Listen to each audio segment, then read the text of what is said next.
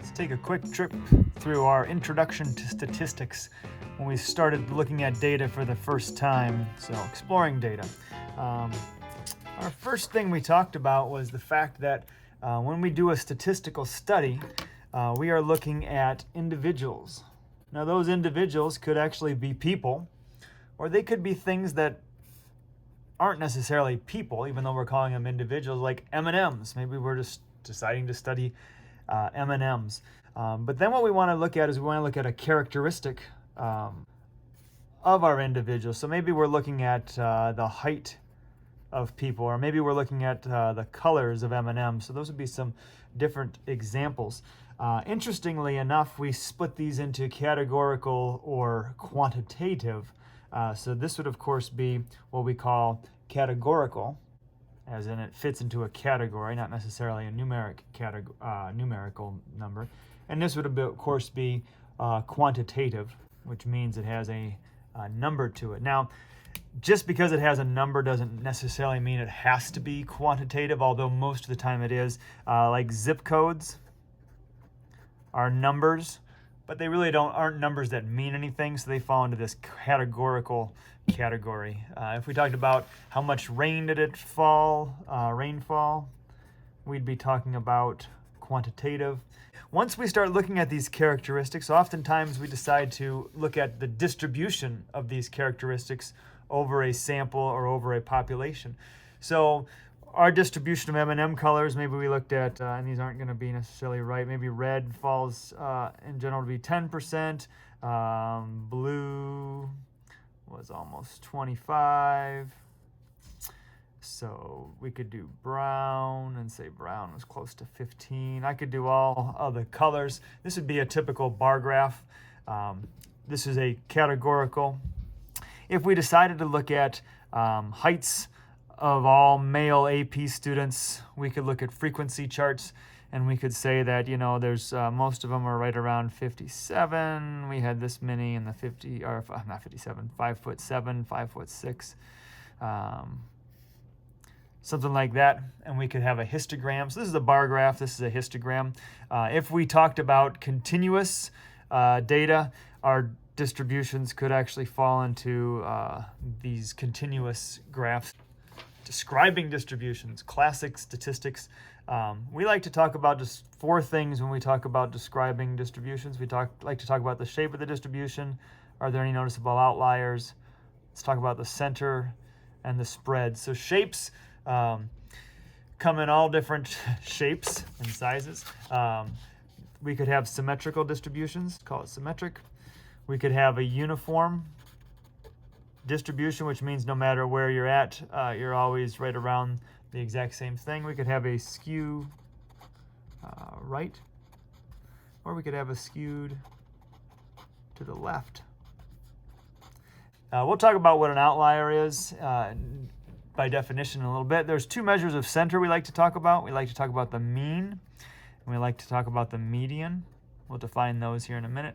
And there's really three different things we could talk about the spread. Most importantly, we talk about what's called the standard deviation. Sometimes we talk about what's called the IQR. And if worst comes to worst, sometimes we just talk about the range. So if we got nothing else to go by, we'll just go by the range. Okay. Sometimes we discuss two-way tables. And we can calculate things from there. This is a classic two-way table. I've listed one category over here, freshmen, sophomore, and juniors, and I've listed another category horizontally. These are their IQ numbers. So 110 of the freshmen fall in between 0 and 100 IQ, none of them. Then we can calculate probabilities based on those things. Sometimes they're called marginal probabilities because we use the numbers that are in the margins. So like we look at our totals. We know there's 110 freshmen. There's 110 sophomores, there's 110 juniors, 110 seniors. And how many fall into this category? Well, there's 150, 260 fall into this category, the lowest. Looks like 60 of them fall into this category, and that leaves the 120 to fall into that category. And now we can say, hey, what's the probability that you're a sophomore with an IQ of 110 or up? So that means we want to go to this category, the 0 out of 110 sophomores. So 0 out of 110 sophomores. What's the probability you're a junior with an IQ between 101 and 110? So now I know there's 50 of them, and there's a total of 110 out there. Marginal probabilities. Awesome. So let's talk about those measures of centers.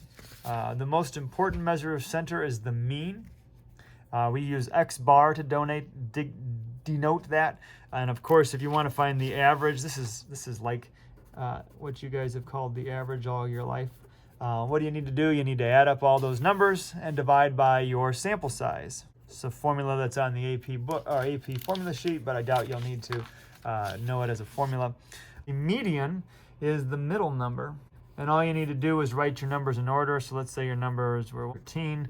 The median of this, well, how many numbers are there? So there's 1, 2, 3, 4, 5, 6, 7, 8, 9, 10. So there's 10 numbers. That means there's really no middle number. So I'm going to go ahead and I'm going to find the 1, 2, 3, 4, 5. And then, so these are the two middle numbers in this case. And I need to take the average of them. So if I take 6 plus 6 and divide by 2, sure enough, 6 would be my middle number because they happen to be the same. But if they weren't the same, that's how you would calculate it. If there had only been 9 numbers, then of course you could find the middle number. Let's talk about the difference between mean and median. What if I was looking at a bunch of kids who had part-time jobs, and I said, don't even worry about this guy yet. When I said, hey, what's the average value? What's the average money that they make in a week? And it was about 120 bucks. Maybe that's a little high, but who cares? And the median number, let's say the middle number was right around 100 bucks. And then I threw this guy in. Well, this is Donald Trump. He makes a lot of money. He's a billionaire.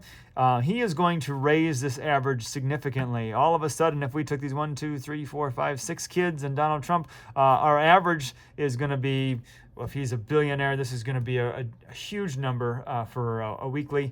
It'd be somewhere in the hundreds of thousands of dollars, but the median number is still the middle number, and it's still about 100.